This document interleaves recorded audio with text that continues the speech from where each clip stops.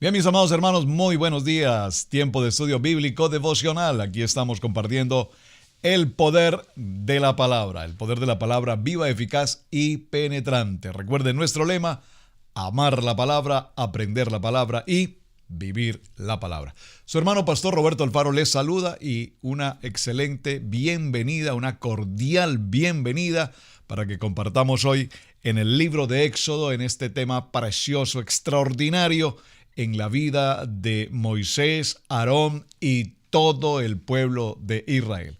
A todos mis hermanos que nos acompañan a través de radiogénesis.tv, un abrazo, un saludo cordial. Para los hermanos que nos acompañan a través de Vivo para Cristo también en toda Europa, para ustedes buenas tardes y bendiciones. Muy bien, avancemos al capítulo 14. En el capítulo 14 estamos ya hablando del proceso del pueblo de Israel cruzando precisamente el Mar Rojo. Vimos ayer entonces que fue dado aviso al rey, verso 5, de que el pueblo huía y el corazón de Faraón y de sus siervos se volvió contra el pueblo y dijeron: ¿cómo hemos hecho esto de haber dejado ir a Israel para que no nos sirva? Y unció su carro y tomó consigo su pueblo y tomó 600 carros escogidos y todos los carros de Egipto y los capitanes sobre ellos. Y aquí dejamos una tarea y realmente les soy honesto, esta tarea la dejamos con el ánimo de que usted pues opinara, diera su opinión, sino con un texto bíblico, por lo menos con una opinión personal, o si tenía un texto bíblico pues maravilloso.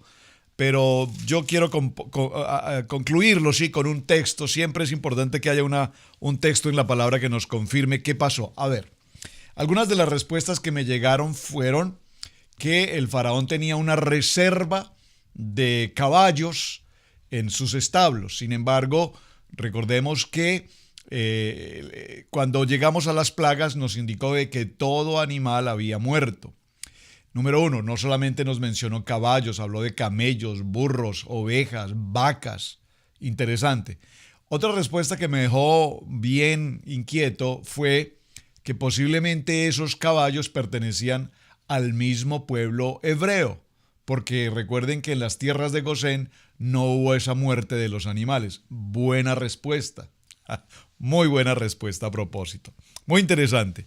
Y de esto se trata, de que nos preguntemos algunas cosas y que nos podamos dar respuestas. Yo tengo una respuesta con texto bíblico.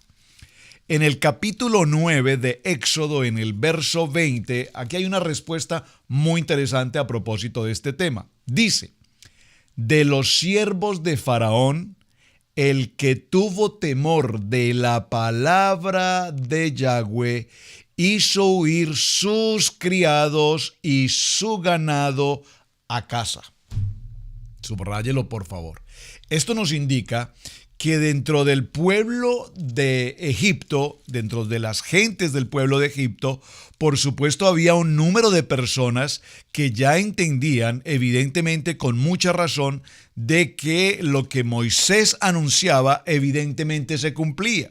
Y cuando Moisés anunció que vendría esta plaga y mataría a todos los animales, dice el texto que de los siervos de Faraón que creyeron en esa palabra, una palabra profética, ellos ya lo sabían, si Moisés lo dijo, se va a cumplir.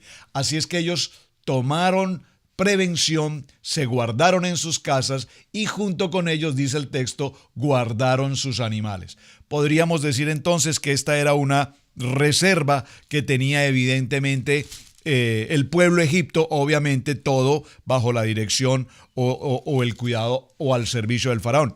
En el verso 7 del capítulo 10 hay un segundo texto aquí que nos puede servir para complementar la respuesta. Observen, el capítulo 10, verso 7. Entonces los siervos de Faraón le dijeron: ¿hasta cuándo será este hombre un lazo para nosotros? Deja ir a estos hombres para que sirvan a Jehová su Dios. ¿Acaso no sabes todavía que Egipto está ya destruido? Entonces, lo que podemos ver con claridad aquí es que evidentemente los siervos de Faraón ya tenían la claridad, la certeza en su corazón, repito, de que lo que Moisés anunciaba evidentemente se cumplía. Así es que muy probablemente ellos sí guardaron con tiempo y prevención oportuna a muchos de sus animales, a muchas de sus propiedades, entre ellos su propia vida. Muy bien. Seguimos en nuestro tema. Gracias por las respuestas, gracias por escudriñar y gracias por sus apreciaciones y comentarios respecto al punto de donde aparecieron 600 carros del faraón, si se supone, según el museo en el Cairo, en las réplicas de estos carruajes, que por lo menos mínimo 2 caballos debían jalar estos caballos, estos carruajes. Por lo tanto, haciendo una matemática simple, decíamos, se requerían por lo menos 1,200 o más animales. Muy bien, seguimos en nuestro capítulo 14 y avancemos. Por favor, acompáñenme al punto 11, verso 11. Y dijeron a Moisés: ya aquí empiezan a sucederse circunstancias muy difíciles. ¿Cuáles son? El pueblo de Egipto persigue a gran velocidad al pueblo de Israel.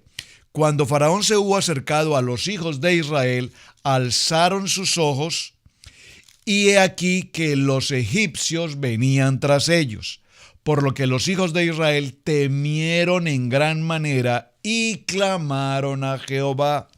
¿Cuántas veces en nuestra vida personal, preste por favor mucha atención a este texto, cuántas veces en nuestra vida personal solamente nos acordamos de clamar a Jehová, a clamar al Dios Todopoderoso, justamente cuando vemos la persecución? Es decir, cuando entendemos que parece ser que todo está perdido, que parece ser que ya no hay salida, que no hay alternativa. Aquí vemos al pueblo hebreo frente a tres situaciones. Número 1, hacia el frente se van a encontrar con el Mar Rojo. Dijimos ayer el mar de cañas o el mar de juncos, que realmente no es rojo. Número 1. Número 2. Al lado y lado, las montañas empinadas y desérticas, por supuesto. Atrás, una persecución del ejército más poderoso, o por lo menos lo que quedaba del ejército más poderoso de Egipto, encabezados directamente por el faraón y todos sus hombres, o por lo menos los hombres que sobrevivieron, porque recordemos que frente a las plagas muchos de ellos murieron, y entre ellos ¿quiénes? Los famosos hechiceros, los famosos brujos, sabios, adivinos. Todos ellos desaparecieron, nunca más se volverían a nombrar. Interesante entonces, porque frente a estos tres problemas hay una respuesta, y Dios, dígalo conmigo, frente a nuestros problemas, frente a nuestras persecuciones, frente a nuestras angustias, frente a las adversidades, Dios está conmigo. Y si Dios está conmigo, dígalo, ¿quién contra mí? Muy bien, hasta aquí los pude escuchar con una voz muy audible. Excelente, Dios está conmigo, ¿quién contra mí? Sin embargo, el pueblo hebreo inmediatamente le dicen a Moisés, verso 11, ¿no había sepulcros en Egipto que nos has sacado para que muramos en el desierto? ¿Por qué has hecho así con nosotros, que nos has sacado de Egipto? Y aquí empieza este terrible dolor de cabeza con estos hombres, con este pueblo que tienen una promesa de Dios, que están viendo la grandeza del Dios Todopoderoso a lo largo de 10 plagas, sin que ellos sufran ninguna consecuencia. Se dan cuenta cómo aparece en el último proceso. Dios pasa por las tierras, por sus casas, las casas marcadas con la sangre del Cordero. Vemos cómo ninguno de los hebreos primogénitos muere en esta situación, y sin embargo, cuando ahora se sienten en persecución, ya inmediatamente empieza la reacción típica de quejarnos, de lamentarnos. Yo se lo dije, esto no era así, nosotros nunca debíamos haber creído en ti, ¿por qué nos sacaste de la tierra de Egipto? Allí estábamos mejor como esclavos, comiendo algarroba y maltratados, y aunque teníamos que trabajar con opresión y con carga, pero preferiblemente morir en Egipto en una tumba y no estar muriendo ahora en este desierto. Y empieza, diríamos en alguna parte, con la quejadera. Qué terrible, ¿verdad? Pues ese es el pueblo hebreo. Y esto es muy importante porque veremos qué sucede con esta historia y cómo Dios nos pasa por un proceso. Dígalo conmigo, estamos pasando por un proceso porque en ese proceso Dios va a establecer nuestro carácter, el carácter del Mesías en nuestros corazones. Entonces, en el verso 12, ¿no es esto lo que te hablamos en Egipto diciendo, déjanos servir a los egipcios? Déjanos servir a los egipcios. ¿Ustedes creen que esta palabra es correcta a estas alturas del proceso en el que Moisés ha avanzado? Déjanos servir a los egipcios, todavía con una mentalidad de ladrilleros, todavía con una mentalidad de esclavos, todavía con una mentalidad de idolatría. ¿Cuántos de nosotros, después de tener años en la vida, de ser creyentes, todavía estamos pasando por esta misma circunstancia? Cambia tu manera de pensar para que cambie tu manera de vivir. Entonces, dice el verso 13, Moisés le dijo al pueblo, no temáis. Por favor, ¿alguien puede recibir esta palabra hoy en su corazón? No temáis, estad firmes, por favor, estad firmes. Firmes, firmes aquí significa sólidos, consolidados, establecidos, determinados, con la garantía, con el yo sé que Dios está conmigo. Y si Dios está conmigo, nuevamente, ¿quién contra mí? Entonces estad firmes y ved la salvación que Yahweh hará hoy con vosotros. Interesante, dice con vosotros, no dice con nosotros. Que Dios hará, ¿por qué con vosotros, Moisés? ¿Por qué hace la reflexión? Hoy veremos la salvación que Dios tiene para con vosotros y no para con nosotros. Porque recordemos que aquí este Moisés ha pasado por todo el proceso, 80 años, 40 en el desierto, en la escuela de la palabra, en la escuela de la Torá, y en este momento el nivel espiritual de Moisés es uno de los niveles más altos que cualquier hombre que hemos narrado hasta este momento en Éxodo vayamos a encontrar, e incluso aún en el tiempo después, obviamente sin incluir, por supuesto, al Mesías. Pero el nivel de Moisés ya era un nivel de santidad, ya era un nivel de completa intimidad y relación con nuestro Padre eterno. Muy bien, entonces la salvación que viene para vosotros, dice esta palabra, estad firmes, porque los egipcios que hoy habéis visto, nunca más para siempre los veréis. Punto claro y sencillo. Jehová peleará por vosotros y vosotros estaréis tranquilos. Entonces Jehová dijo a Moisés, ¿por qué clamas a mí? Di a los hijos de Israel que marchen. Y tú alza tu vara y extiende tu mano sobre el mar y divídelo entre los hijos de Israel en medio del mar en seco. He aquí, yo endureceré el corazón de Faraón. Aquí está nuevamente esta expresión, verso 17. He aquí, yo endureceré el corazón de los egipcios para que lo sigan. Y yo me glorificaré en Faraón y en todo su ejército, en sus carros y en su caballería. Y sabrán los egipcios que yo soy Jehová cuando me glorifique en Faraón, en sus carros y en su gente de a caballo. Aquí hay una aplicación muy interesante.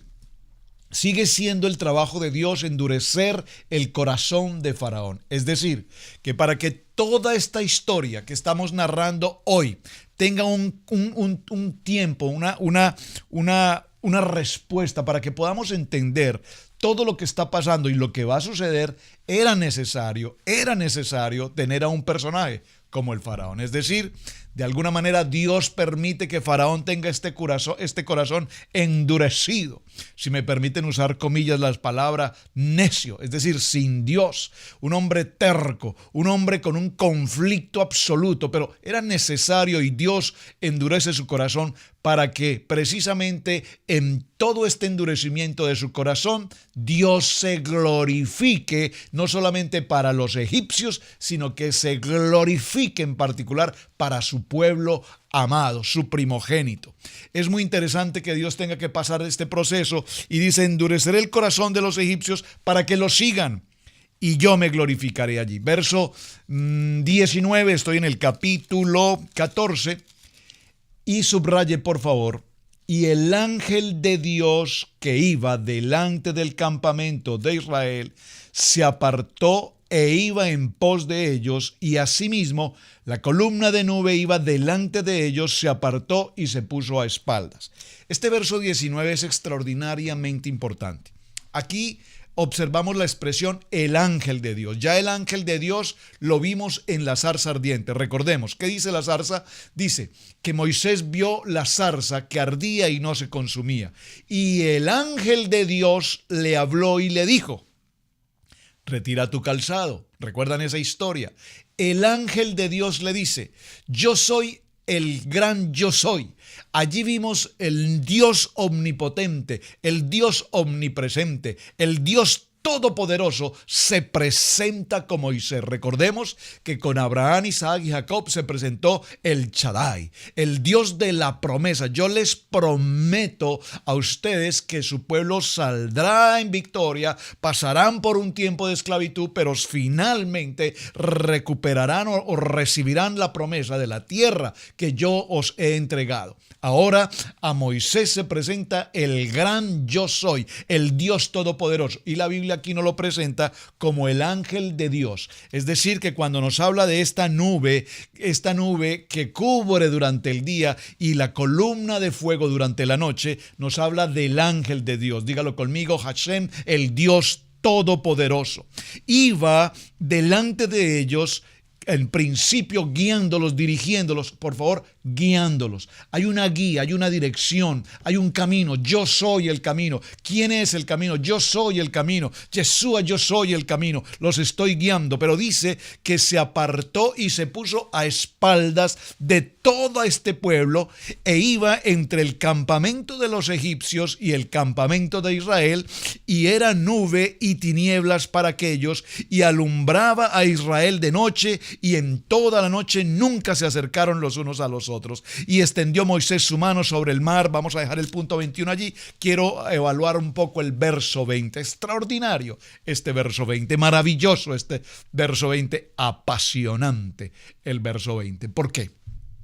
Porque aquí tipifica con absoluta claridad nuestro diario vivir. Explíqueme esto, pastor, por favor, con mucho gusto. Cuando nosotros venimos como creyentes y recibimos la palabra en nuestro corazón, aparece yo soy la luz, yo soy el camino, yo soy el pan, yo soy tu sanador, yo soy el gran yo soy. Ese Dios todopoderoso ahora está con nosotros. El poder del Santo Espíritu de Dios, el Ruach HaKodesh, está con nosotros. Es decir, que ahora nuestro camino, nuestra guía, nuestra dirección va en una luz. Es como un reflector, si me permite usar la expresión, ese reflector que nos permite en medio de la oscuridad, en medio del mundo, en medio de las pruebas, en medio de las circunstancias, en medio de las adversidades, caminamos como viendo al invisible, caminamos en luz.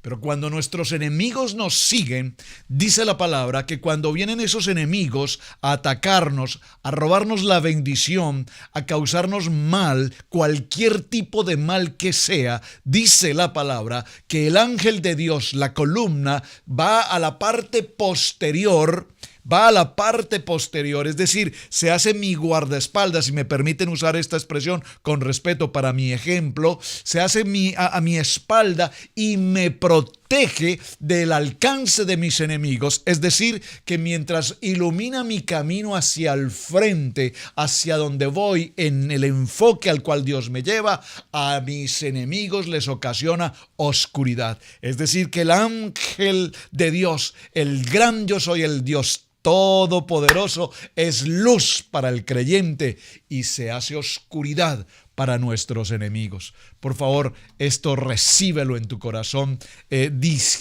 disciérnelo, digiérelo, por favor, con mucho tacto, el verso 20, porque es una preciosa palabra que el Señor nos entrega aquí en nuestro estudio bíblico devocional de hoy. Repito, cuando nosotros recibimos al Dios Todopoderoso en nuestros corazones, Él es ahora luz, Él es nuestra guía, Él es nuestra dirección y nos enfoca a un camino de salvación, a un camino de redención, a un camino de eternidad. Pero cuando nuestros enemigos se abalanzan sobre nosotros, queriéndonos destruir, queriéndonos apartar, queriéndonos matar literalmente en esta guerra espiritual que estamos viviendo, entonces Dios se coloca a la retaguardia e inmediatamente lo que hace es, casi que, si me permiten la expresión, usar una contraluz, es decir, que ahora les opaca la vista, ahora no les permite avanzar, ahora los encierra y los distancia para que no nos puedan alcanzar. Qué preciosa enseñanza que tenemos aquí en el capítulo 14, verso 20, verso 21. Y extendió Moisés su mano sobre el mar e hizo Yahweh que el mar se retirase por recio viento oriental toda aquella noche y volvió el mar en seco y las aguas quedaron divididas. Entonces los hijos de Israel entraron por en medio del mar en seco, teniendo las aguas como muro a su derecha, a su izquierda, y siguiéndolos los egipcios, entraron tras ellos hasta la mitad del mar, toda la caballería de Faraón, sus carros y su gente de a caballo. Verso 24, aconteció a la vigilia de la mañana. Esto de la vigilia de la mañana, qué importante. Recordemos que habían 3 vigilias. Bueno, en el tiempo del Imperio Romano se llevaban a cabo 4 vigilias, pero para este tiempo, para el tiempo de Egipto, se llevaban a cabo 3 vigilias.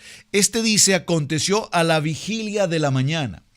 Esta vigilia de la mañana corresponde de las 2 a las 6 de la mañana. En ese horario de las 2 a las 6 de la mañana aconteció que Jehová miró el campamento de los egipcios desde la columna de fuego y nube y trastornó el campamento de los egipcios y quitó las ruedas de sus carros y los transformó gravemente. Entonces los egipcios dijeron, huyamos de delante de Israel, porque Jehová pelea con ellos contra los egipcios. Huyamos de delante de Israel, porque Jehová pelea por ellos contra los egipcios. Dígalo conmigo, Jehová, el Dios Todopoderoso, mi guardador, mi protector, pelea mis batallas. Él va delante de mí. Él es Él es mi guerrero. Él es mi protector. Este texto, por favor, del verso 25, por favor, lo quiero leer nuevamente. Subráyelo. Dicen los egipcios, huyamos de delante de Israel.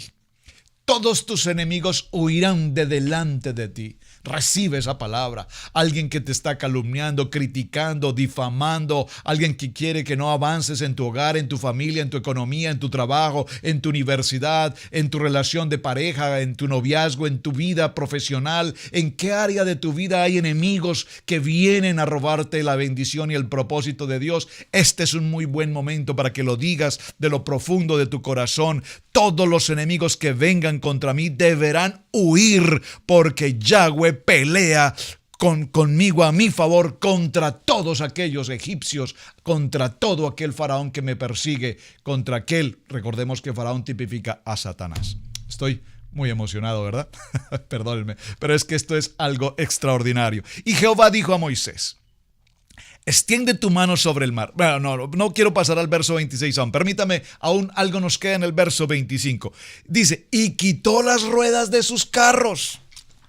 Por favor, Piense usted por un momento, los carros del faraón vienen en plena persecución, con velocidad en pleno desierto, los soldados, el armamento, además el corazón endurecido, persiguiendo al pueblo de Israel. Y dice el verso 25, y el Espíritu, bueno, el Ruach HaKodesh, el poder sobrenatural de Dios, dice, quitó las ruedas de sus carros.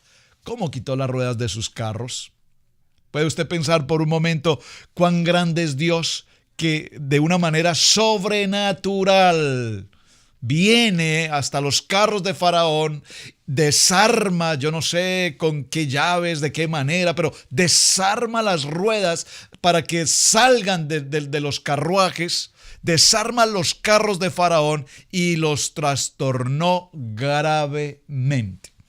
Precioso, ¿verdad? Y cerremos aquí en el punto del verso 26 ya para continuar en el siguiente día. Y Jehová dijo a Moisés, extiende tu mano sobre el mar para que las aguas vuelvan sobre los egipcios, sobre sus carros y sobre su caballería. Si usted se toma un tiempo y observa a través de internet los programas en Discovery Channel, History Channel y todos estos programas científicos respecto a este punto particularmente, notará cómo la ciencia ha tratado de una y de mil formas posibles. Universidades prestigiosas en el mundo, grandes científicos haciendo pruebas, tratando de mostrar que esta historia realmente no pasó, o que pasó, pero no de la manera como la Biblia lo narra. Es decir, que no es que simplemente apareció un viento de oriente y simplemente Moisés levantó su vara y el mar de las cañas se abrió, un camino de ¿cuántos kilómetros? 6 kilómetros, y entonces las aguas se congelaron al lado y lado, permitiendo que el pueblo de Israel, los hebreos, en un número de 1, 2 millones, cuantos hayan sido, si salieron 600 más sus hijos, sus esposas, sus ancianos, más sus animales, era una inmensa cantidad de población, atravesaron en tan corto tiempo un tan largo camino en seco, dice la palabra, en seco. Los científicos hasta el día de hoy, con cientos de pruebas de la ciencia, pretenden demostrar cómo pudo pasar esto, y hasta el momento no hay una forma técnica científica que lo permita demostrar. Pero ¿para qué perder tiempo en todo esto si esto es la obra grande y poderosa de ese Dios todopoderoso que nosotros tenemos? El emuná. Recuerden que la palabra fe en hebreo, emuná, pero no la fe lógica, no la fe científica, no la fe de la razón y del entendimiento humano, sino la fe sobrenatural. Yo, por la fe de emuná, por el emuná sobrenatural de Dios, creo que esta narrativa que estamos tomando hoy en el libro de Éxodo es tal cual la Biblia así lo narra. Porque Dios en su infinito poder hace lo que Él tiene que hacer. Simplemente pasó una noche por la ciudad y todos los primogénitos murieron. ¿Cómo? Solo Dios. Solo Dios. Muy bien, mis amados hermanos, este ha sido el tiempo de estudio bíblico devocional. Quedamos en el verso 26. Empieza una historia apasionante de aquí en adelante que la tenemos que ver en detalle, porque hay mucho, pero mucho que aprender para nuestra vida en nuestro diario vivir. Recordemos hoy, Dios es luz. Nuestro amado Dios es nuestra guía. Él es el que nos enfoca y nos dirige, nos protege durante el día, nos protege durante la noche, se convierte en esa retaguardia que no permite que nuestros enemigos nos quieran alcanzar o nos puedan alcanzar, porque todo lo que ellos tengan, así sea el armamento más poderoso que venga en contra nuestra, dice el verso 25, quitó las ruedas de sus carros y los trastornó. Ese es el Dios que nosotros tenemos. Ese es el Dios todopoderoso a quien nosotros adoramos. Y ese es el Dios todopoderoso que está pendiente de cada uno de nosotros hoy. Mis amados, su hermano Pastor Roberto Alfaro les saluda. Muchísimas gracias por acompañarnos. Gracias por compartir el video. Gracias por sus testimonios. Les espero nuevamente mañana aquí en Estudio Bíblico Devocional. Bendiciones. Shalom para todos. Muchísimas gracias.